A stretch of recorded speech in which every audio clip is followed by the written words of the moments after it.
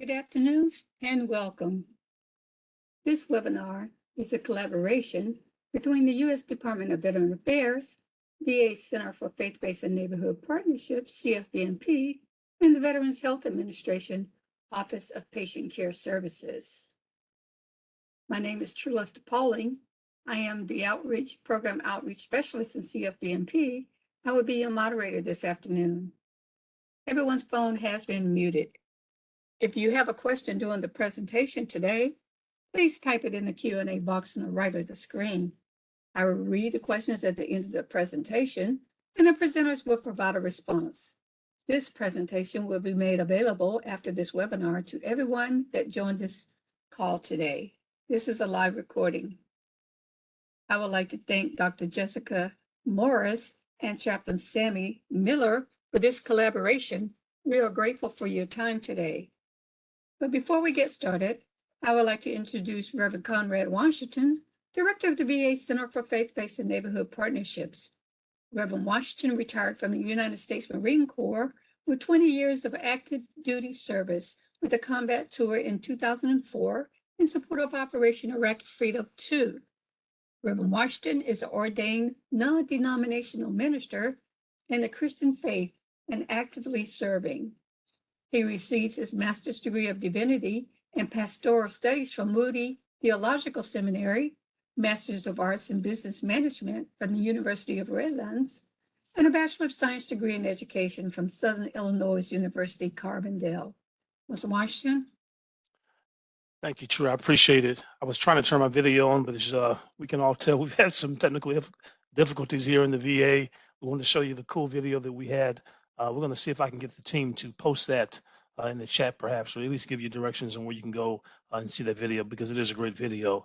Thank you all for joining us today. We appreciate it. As I always mentioned, you could have been a lot of places, but you chose to hang out with us today, so we appreciate it. I also want to thank our presenters today, Dr. Morris and Chaplain Miller, for joining us and sharing great knowledge about this specific topic that is a reminder to everyone that VA is inclusive with respect to religious, non-religious expression, and whatever your gender specification is. So we appreciate them joining us, and we hope that you get a lot out of today's brief. I would say that each of us, as we look around the nation, there are many things going on.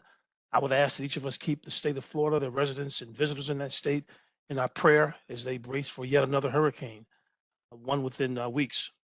This Hurricane Milton, which is predicted to be a Category 4, is coming strong. So please keep them in your prayer as they prepare for such a catastrophic event that's happening. This month, we recognize Hispanic Heritage Month, along with Breast Cancer Awareness Month. So keep that on your radar as well. But again, thank you for joining us, and we appreciate each and every one of you. Thank you. Thank you, Reverend Washington. At this time, I would like to introduce our speakers for today. First, Dr. Jessica Morris. Please read a summary of her bio on the screen.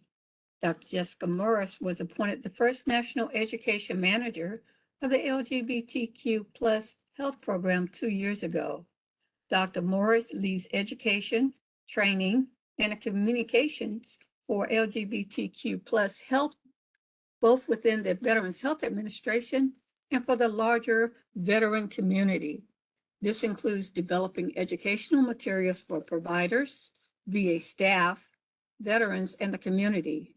Dr. Morris has been a licensed psychologist for over 25 years and previously was a home-based primary care psychologist at VA. Next, I would like to introduce Chaplain Sammy Miller. Chaplain Sammy Miller is a licensed professional counselor and a board-certified mental health chaplain at the Jacksonville, Florida VA Outpatient Clinic. He earns his Doctor of Ministry in Chaplaincy from Liberty University, along with a Master's in Clinical Mental Health Counseling and a Master's in Human Services with a focus on marriage and family. Chaplain Miller has also served as an Army chaplain and Human Rights Commissioner and has been an ordained pastor for over 20 years. At this time, I would like to introduce you to both of our speakers for today, Dr. Jessica Morris and Chaplain Sammy Miller. Dr. Morris? Hi, Hi, thank you so much. Let me bring up next slide. So thank you very much to Mrs. Pauling and the CFBNP team for the invitation to present. We're happy to be with you this month, which is LGBTQ plus History Month, in addition to the other wonderful celebrations for this month. So let me give you a little overview of what we're going to be talking about. So we're going to provide an introduction to the LGBTQ plus health program at VHA, as well as an overview of the chaplain services at VHA for LGBTQ plus veterans and community. We're going to talk a little bit about inclusivity in healthcare and supportive services, VHA policies, spirituality and faith, and creating belonging.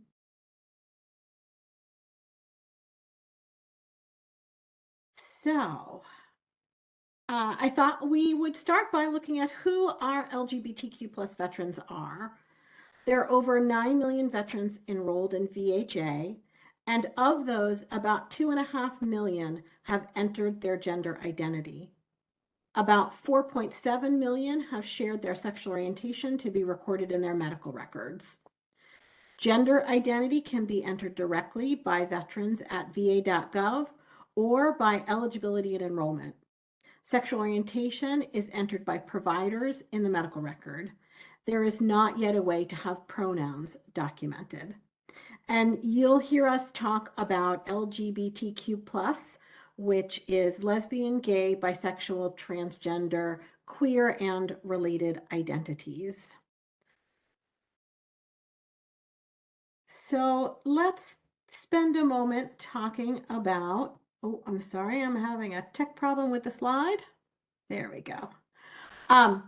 Talking a little bit about what sexual orientation refers to. It's the physical, romantic, or emotional attraction to others, including sexual attraction. Often, this is the same as the term people use to describe their own identity. Sorry, I'm still having a few tech difficulties. Okay, there goes my video. I apologize.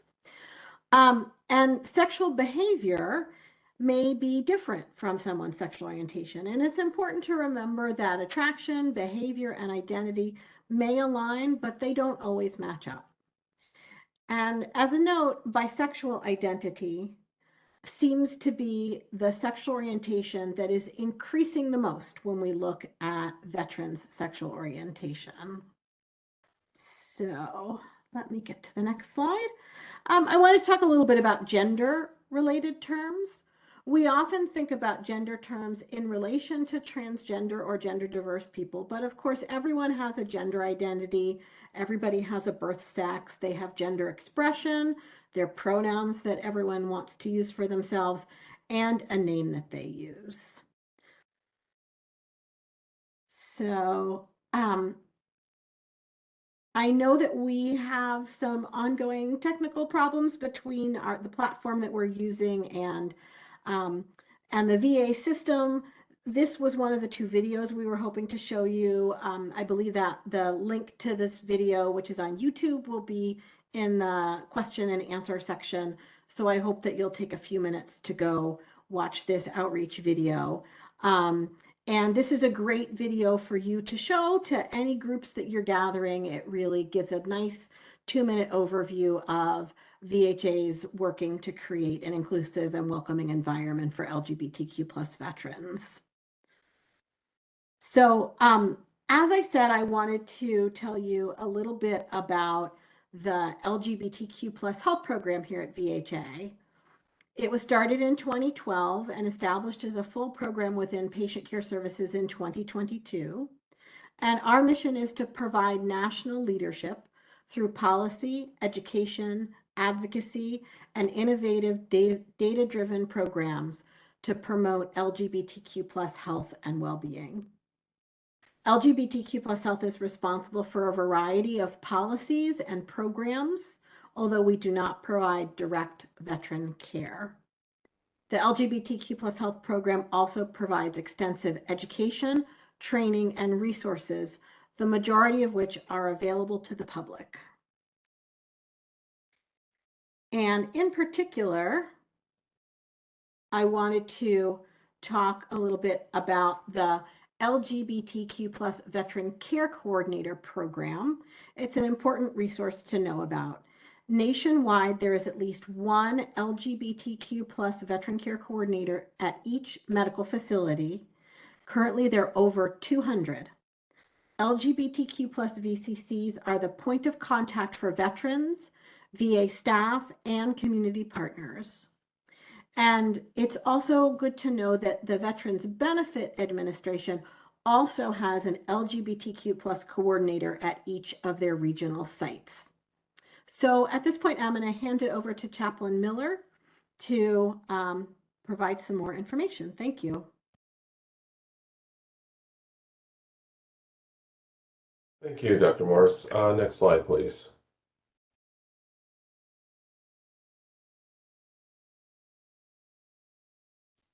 The LGBTQ plus Veteran Care Coordinator Program is an important resource. As Dr. Morris just mentioned, nationwide, there are at least one LGBTQ plus VVC at each medical facility. And currently, there are more than 200. Apologies for interrupting you, Chaplain Miller. I no longer have the ability to advance the slides. Mr. Morales, if you could change that to me, I would appreciate it. Or if not, you could, in the meantime, click to the next slide. I'm sorry for interrupting. Oh, no worries, no worries. It seems that we're having some tech issues, but you know what? We're resilient. We're going to figure this out. We're going to keep on going. Things happen. And I do apologize about my background here. It is backwards as well. So let's keep on going. Next slide, please. So let me tell you a little bit about sexual orientation and gender identity at the VA. Oftentimes people wonder, why does the veteran talk about their sexual orientation or gender identity at the VA? Sometimes this seems too private or not even relevant. However, to provide the best service to veterans, we need to know who they are. The bottom line is this.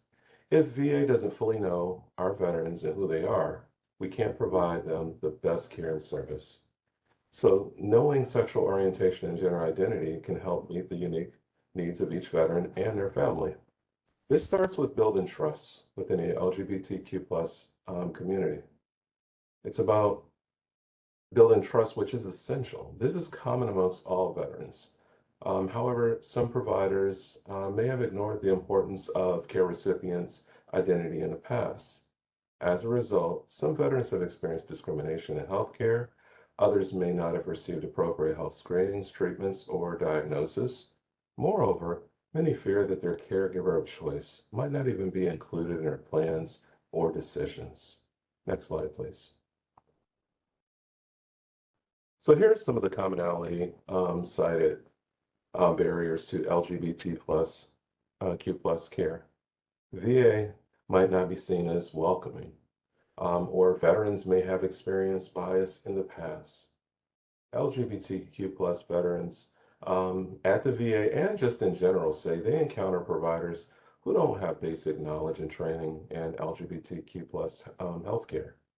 And there is the history of pathologizing LGBTQ plus people and identities, along with making assumptions and holding stereotypes. The LGBTQ plus population reports that they don't often feel listened to or helped by their healthcare providers compared to others. Regardless of your sexual orientation, have you ever felt that way when you tried to speak with someone, especially in healthcare, and felt ignored, or they didn't address the issues you came in for? Next slide, please. Now, sometimes what this does is create spiritual dissonance in the faith community. The challenge really is providing diverse and inclusive care to LGBTQ plus veterans. Goes beyond just within the VA or our healthcare system. It also goes into our faith community. So for example, consider life 10, 20, 30 years ago. when communities, especially rural communities, were much smaller. Think of Mayberry from the Andy Griffith Show, where everyone knew everybody and gossip was the talk of the town. Revealing one's sexual orientation could, well, cause a lot of problems. It could mean losing your friends, family, faith community. As a result, some concealed their identity to maintain ties to their religious community. Despite the benefits of continued membership in one's religious community, concealment is a significant stressor, which causes many mental health problems or mental health implications. So some choose to leave. Some are excommunicated from their religious community. For some, this is unfathomable and often comes with a significant loss of social support that has a profound effect on one's mental health. Now, let's look at it a different way. Let's consider looking through the eyes of Peter Parker, aka Spider-Man. I'm a Marvel fan.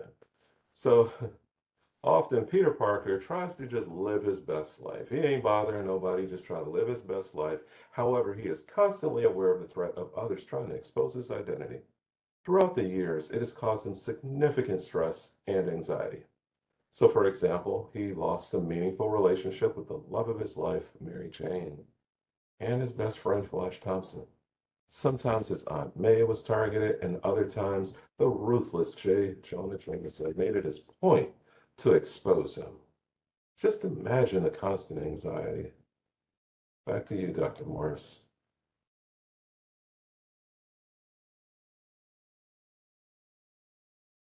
All right, thank you. Next slide, please.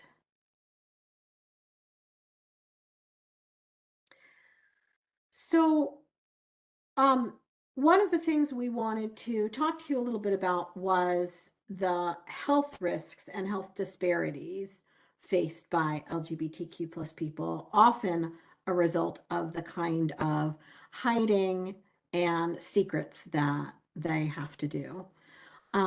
So one of the ways to counter these health disparities is to learn more about them. So, for example, patient education brochures are available to the public. On this slide, you can see what they look like, and they provide targeted and brief health information. Specific risks and needed screenings are listed. So for all of the conditions listed here, like sleep problems, some cancers, kidney disease for some people, military sexual trauma, other kinds of experiences, as well as mental health issues, LGBTQ plus veterans are at higher risk and may have higher rates compared to straight and cisgendered people. Cisgendered is the term to describe people who are not transgender or gender diverse. Next slide, please. So I'm going to hand this over to Chaplain Miller. Yes. So let's kind of sum this up and make one thing clear. Not all religious groups or faith communities are the same. For instance, some religious groups offer full acceptance where LGBTQ plus individuals and their relationships are fully accepted and affirmed. Some groups offer kind of like a lukewarm qualified acceptance where we love you, but we don't want to have nothing to do with your relationship over there. And then some organizations take a rejecting, non-punitive stance, summarized in the commonly used love the sinner, hate the saint. I mean, love the sinner, hate the sin. And I'm sure you probably heard that in your church community. But sometimes that implies or insinuates that a person is bad, really bad. Next slide, please. So here is kind of like the meat and potatoes that I'm going to talk about. And before I get started, one thing I just want to kind of throw out there is please know that no part of this presentation or likeness is designed to endorse any faith, tradition, religious preference, race, color, sex, gender description, national origin, marital or familial status. This presentation is designed to foster understanding and dialogue. Yes, I've been saying that for a long time. So without further ado, when we hear those words sinners, many times the faith community has used scriptures to justify the condemnation of the LGBTQ plus community. These are often called the clobber passages, which is often not discussed in context in which they were used. Have you ever noticed where somebody might just grab on a one scripture, but they don't read the one before or the one after or the whole chapter and don't get content or context on what it's really about? That's what happens with these. So, for example, these scriptures were written as a warning against conformity. During the time of Moses, if you didn't know, the Egyptian pharaohs, sadly, they slept with close relatives to preserve their assumed godly bloodline. This also included sons sleeping with moms, sisters, aunts, nieces, etc. If we read the book of Leviticus, chapter 18 only, instead of going straight to 22 and go, ha, see, this is what it says. Let's read the first four, 1 through 4. It explicitly states why it was written. You should not do what they do in Egypt where you just came from. Moses was the prince of Egypt. He was the son of the Pharaoh. He knew all of their practices all too well. And sadly, sometimes when people leave a situation, we turn around and do exactly what we didn't like against us, and we fall into that as well. There are so many scriptures throughout, the Bible, the Torah, Quran that represent this. You give forgiveness to this person, but then you force this person over here to give you, your money. You were forgiven, forgive the other person. Moving along, if we fast forward to the New Testament, passages up there, Romans, Corinthians, Timothy, the apostles Peter and Paul addressed some common concerns. During their time, the pantheon of Greek and Roman gods like Zeus, Apollo, Ares, Athena, and Aphrodite were everywhere. You don't believe me? See Acts 14, 8 through 13. Now, some of their gods practiced incest and slept with close relatives. For example, Zeus slept with his sister Hera, who was also his wife. 1 Corinthians 5, 1 through 2, Paul tells his audience not to follow the Greek and Roman practices. Paul's letter to the Romans, he calls these practices unnatural. Basically, don't follow the cliche, when in Rome, do as the Romans do. He argues that these practices are so wrong. Not even the pagans tolerate it. Now you got to think that's deep. If the pagans don't even get into this, then, it's that bad. But we have to remember, Paul is a Roman citizen, and just like Moses, he is aware of the customs of the people of his time. No different than you and everyone in this audience, the customs of our time. We think everything is happy-go-lucky, but we know behind the scenes what happened with the Pulse nightclub shooting, Breonna Taylor, George Floyd, Matthew Shepard, the list goes on. We have the same things going on in our background, but we typically don't present that. So speaking of context, let's explore several scriptures that support the LGBTQ plus population. It's one of the reasons why we're here. Please note, like I said, there's any part of this here, I'm not endorsing any faith tradition or likeness. I'm using this for context purpose. So scriptures such as Matthew 25, 35 through 40 says, when I was hungry, you fed me. When I was a stranger in a land, you invited me in. When I was thirsty, you gave me something to drink. Jesus says that every good deed has unexpected deaths. Caring for the least of these, my brothers, is care for me, and neglect of the least of these is neglect of me. The Apostle James echoes this argument by saying, suppose a brother or sister is without clothes and daily food. If one of you says to them, go in peace, be warm, be well fed, I'll pray for you, but does nothing about their physical needs, what good is it? In the same way, faith by itself, if not accompanied by action, is dead. James 2, 15 through 17. But what's striking about this verse is that James understood how poverty affects the community. For example, poor health, crime increase, mental health, drunkenness. He was the leader of a poverty-stricken Jerusalem church. See Acts 4, chapter 6, chapter 11. And he knew how superficial some people could be. Sometimes even prayer became hollow when the law of love is not fulfilled. Imagine the poor and underserved being rejected and constantly being told to go, get away. You know, that sign that's in the window and that stained glass window that says all are welcome, they're left unnourished, shivering, anxious, scared, and depressed. But now, if we overlap that with Matthew 25:35 through 40, we have to ask this question. Does the hungry person need to be preached to or provided with life-saving sustenance? If the person is receptive, they'll receive both just by the person's actions. You don't even have to say a word. The truth is, people don't care how much you know until they know how much you care. But by now, you're probably wondering, okay, what is Chaplain Services doing about it? You're talking a whole lot of crap. What are you doing about it? So here's what I'm going to do. I'm going to tell you. Next slide, please. So one way we can help is by training.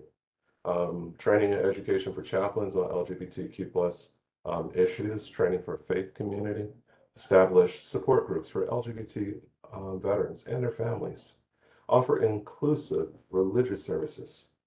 Chaplains can provide confidential counseling and pastoral care.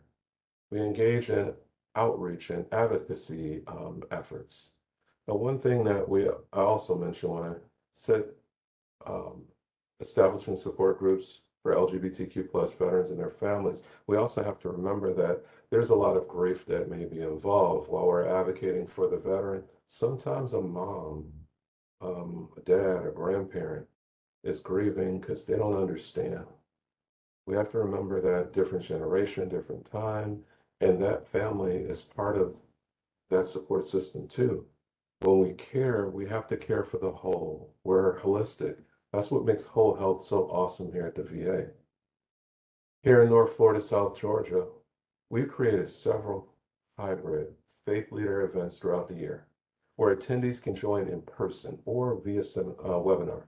Our vision is a years-long sustainment, engaging with our faith community, fostering collaboration, information sharing, and encouragement. We work closely with a number of organizations that help encourage and support VA organizations. Currently, we have about 600 contacts on our distribution list. Our efforts involve even a surge event that's going on right now in our communities where unhoused veterans are, whether they're enrolled in VA or not, we're reaching out to get them into transitional housing. According to a recent point in time, that's a count of sheltered and unsheltered people experiencing homelessness, we have about 219 veterans on our by name list here in Jacksonville, Florida, and in our catchment area. Of those veterans, 135 are unsheltered. We hope to reach out to those veterans and offer them transitional housing and beds. We will also search for additional veterans, which I thought this was crazy. I thought it was made up, going out into the woods looking for these veterans if needed. That's what our commitment is. This is something that we intend to do. The dates there, October 18th, the 25th, and November 1st. This is going to be much needed, especially with this hurricane traveling straight through North Florida, South Georgia within the next 24 to 48 hours, right here where I'm at. Next, let's look at the difference between religion, spirituality, how they're linked, how they're different, and how they can improve coping factors for LGBTQ plus veterans and their family. Next slide, please. So spirituality is part of the human experience and may provide a strong anchor in many people's lives. Spirituality can help one find meaning and purpose in things that we value. It encourages us to seek our best relationship with ourselves, others, and what lies beyond. It can bring hope and healing in times of suffering and loss. Spirituality is the essence of what makes each individual unique. What makes me unique? What makes you unique? It's what makes you you and me. It's the power, energy, and hopefulness in a person. It's life at its best. It's growth, creativity, freedom, and love. It's deepest within us, giving us direction and motivation. It enables people to survive bad times, be strong, overcome difficulties, acceptance, and explore who their best self is. It reminds me of a psychologist Oh my gosh, just forgot his name. Will come back to me. Man's Search for Meaning. Um, it's his book. Yeah, should know that one. Write about him all the time. Anyhow, psychologist was in a concentration camp, Jewish concentration camp, and he wrote a book, Man's Search for Meaning, to talk about how his faith, how hope, how spirituality helped him get through those difficult times because he didn't have much to hold on to. He did not. And I'll remember his name here in a moment. But most people want to feel like they're part of something bigger. Viktor Frankl. There's his name, Viktor Frankl. Next slide, please. So here we are. What's the relationship between religion and spirituality? In spirituality, the questions is, where do I find meaning, connection, and value? In religion, the questions are, what is true, what is right, what is wrong? What we want to do is help to find that centerpiece, belief, comfort, reflection, that ah. Next slide, please. The LGBTQ plus individuals often benefit from a supportive and affirming environment. There were two studies published nearly 20 years apart, which suggests that the risk of suicide amongst religious and spiritual individuals is significantly lower than non-spiritual counterparts. So religion and spirituality involvement is associated with lower risk of depression and better prognosis amongst depressed individuals. Next slide, please. Now here are the benefits. With the data such as this, faith leaders and community partners must be open to extending spiritual support and religious services to all veterans, regardless of background. LGBTQ plus veterans often benefit from a supportive and affirming network and environment. As mentioned, chaplain services at a VA medical center near you is ready, standing by to offer training and support and a safe learning environment. Back to you, Dr. Morris. Great, thanks. Next slide, please. So we wanted to shift our focus a little bit to some of these more life-changing kinds of ideas about spirituality and religion, to focus in more closely on what VA is doing and what VA is putting forth. So I want to go over some of the national VHA policies that exist related to LGBTQ plus veterans and their caregivers and families. So the first thing I wanted to review briefly with all of you are the rights and responsibilities. So as with most medical centers, the VHA has a right and responsibilities of patients and also the residents of CLCs, which are VA's nursing homes. And some key points I wanted to share with you from the rights and responsibilities document, which is easily available on the internet if you'd like to read the full document.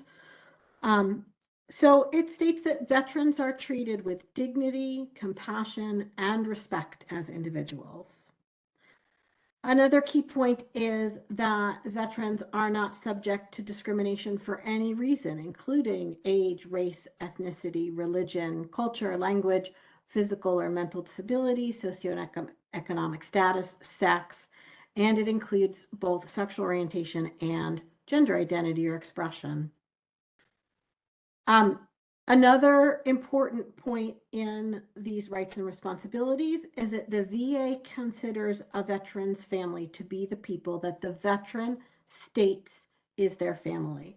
There is no litmus test in terms of needing to prove a biological or a legal connection. So a veteran chooses who their family is, and that is who VA considers to be someone's family. The VA has an established list of who makes decisions for a veteran should their medical condition prevent them from making their own decisions. And With that list is used when veterans haven't filled out paperwork to specify who they want to be their decision maker. So for LGBTQ plus veterans who may be estranged from biological families or who may not have legal connection to those they consider family, it is particularly important that we make sure they know what forms to fill out and that they fill them out so that VA is able to follow their wishes. Next slide, please. So as I said at the beginning, there are two national policies that are monitored and maintained by the LGBTQ plus health program. The first one is the provision of health care for veterans who identify as lesbian, gay, bisexual, and queer. And again, let me go over a few key points of this policy. It says that VA provides an affirming environment for LGBTQ veterans, that the VA staff provides care with respect and dignity, and that any attempts to change someone's sexual orientation, either formal or informal, are harmful to health and are not allowed per this policy. And again, as I had spoken to in the previous slide, this directive again specifies that the VA considers an inclusive definition of family that is guided by who the veteran sees as their family. Next slide, please. The other directive that's managed by LGBTQ plus health is called Providing Healthcare for Transgender and Intersex Veterans. And a few key points from that directive. It provides and details the covered care for transgender and gender diverse veterans, including gender affirming care that is to be conducted in a welcoming environment. It specifies the types of care under gender affirming care, and those include, for example, hormones, prosthetics, and preoperative care. A veteran's gender identity and not their birth sex is used for things like making room assignments or the restroom that a veteran wants to use. I wanted to note that at this time, VA does not cover initial gender affirming surgeries as part of VA's medical benefit package. Next slide, please. So let's turn to how you can help create this welcoming environment that we've talked about, whether you're working with veterans outside VA, whether you're helping advocate for them within VA. We all want to help create that welcoming environment. And of course, one of the things that we think about is, what if I make a mistake? And of course, we all make mistakes, even though we want to use inclusive language and make sure that we're giving everyone a sense of belonging.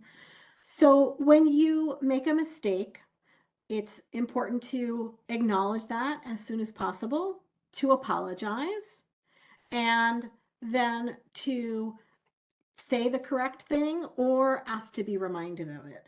So if I call someone sir, because I've looked at their medical chart and I haven't looked closely enough, but they are ma'am, or maybe they don't use a gender identifier, they use they, them pronouns, I would say, oh, I'm sorry, Veteran Rodriguez, and I will remember to use that the next time.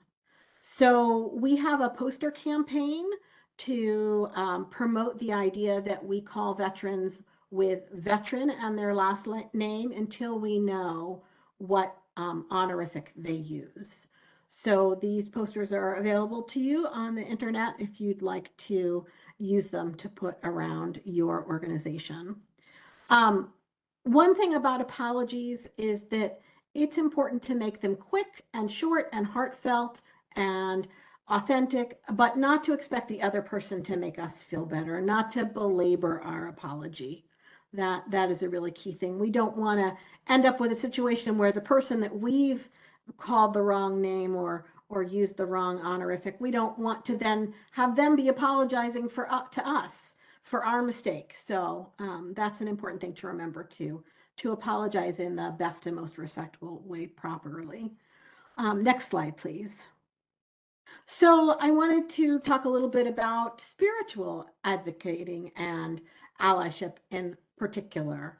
So we want to remember to embrace inclusivity, to promote education and dialogue, to make sure that people know about supportive resources, to be clear with our advocacy and our commitment to social justice, to make sure that leaders are aware of allyship and that there's representation of the people who need advocacy and allyship, that we take opportunities to celebrate diversity, and we acknowledge historical harm when that exists. Next slide, please. So unfortunately, due to the technical problems with this particular platform, as I said, you guys did not get a chance to see the videos, but we'll make sure you get the links. And the one that we had hoped to show you now is a video of VA staff talking about why Pride Counts at VA is important to them. It's a really heartwarming, wonderful video. I often get tearful as I listen to my coworkers around the country talk about this. So again, I would strongly recommend that you spend a few minutes watching this and that you share it with other people. It's on YouTube, so it's pretty easy to share during a video meeting when you have a chance to do that. So next slide, please. In terms of creating belonging and a welcoming environment, I wanted to show you some of the additional posters that are available, again, for free on the internet for you to print and distribute. You can use them in your emails. So we have digital versions. You can also use printing services and print them out, share them within your organizations. So we have an equitable, inclusive, respectful campaign. There is also an LGBTQ plus suicide prevention flyer. That's an important one to have available to veterans that you know and work with. We have a campaign about pride and serving LGBTQ plus veterans, and then particularly a campaign aimed at respect and honoring the service of transgender and gender diverse veterans. We also have a public newsletter. You can go to our website. We'll make sure you get that link.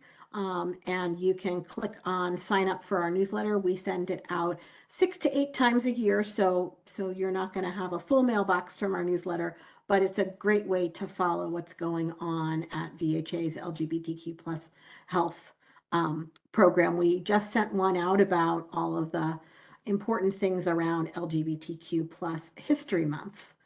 And next slide, please. I wanted to show you some of the resources that are available. Again, we'll make sure that everybody has these webpage links. So there is a public website with a lot of the resources that we've reviewed today. And earlier I mentioned about our Veteran Care Coordinator program. There's a directory. You can put in your state and your local VA and find out who your local LGBTQ plus VCC is. Also the website of the National VA Chaplain Service and the directory. So again, you can put in your state and your local VA and find out who the chaplain is at the VA in your local area. Many of the programs that, many of the trainings that the LGBTQ plus health program has developed are available free to the public. And if you are a healthcare professional, many of them provide free continuing education credits. So that is the VHA Train website. Lastly, I had said that the Veterans Benefits Administration has outreach coordinators for LGBTQ plus veterans and their families. And so there is also a website where you can find the local one near you. So I'm going to turn this back over to Mrs. Pauling, and we are happy to answer any questions that you have. And thank you so much for attending, and happy LGBTQ plus History Month to everyone. Thank you so much, Dr. Morris and Chaplain Miller, for that wealth of information. We really appreciate you supporting our series of webinars that we have every month, and we are so grateful for your time, and we appreciate you all. As you can see, the point of contact information is on the screen for Dr. Morris and for Chaplain Miller if you would like to reach out to them. As of today, I don't see any questions in the Q&A box, but if you do have any questions, feel free to reach out to them directly to their email address. We have everyone's point of contact information. If you need to reach out to us, our team information will also be placed on the screen in a minute. At this time, I'm going to turn the mic back over to Mr. Washington for closing remarks. Mr. Washington.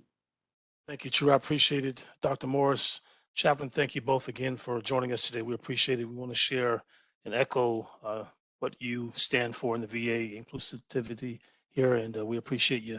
I hope that everyone got something out of the webinar today. We do this again next month, so please join us, sign up for our webinars. We look forward to you all joining us, and again, keep prayers and thoughts in those folks over there in Florida as they brace for another storm there. So thank you all and be blessed. If you registered for this webinar, we will provide you with today's presentation. A recording of this webinar will be placed on our website at a later date. Please subscribe to our website and Facebook for future webinars and sharing of information. This adjourns today's webinar. Thank you for joining us today, and goodbye.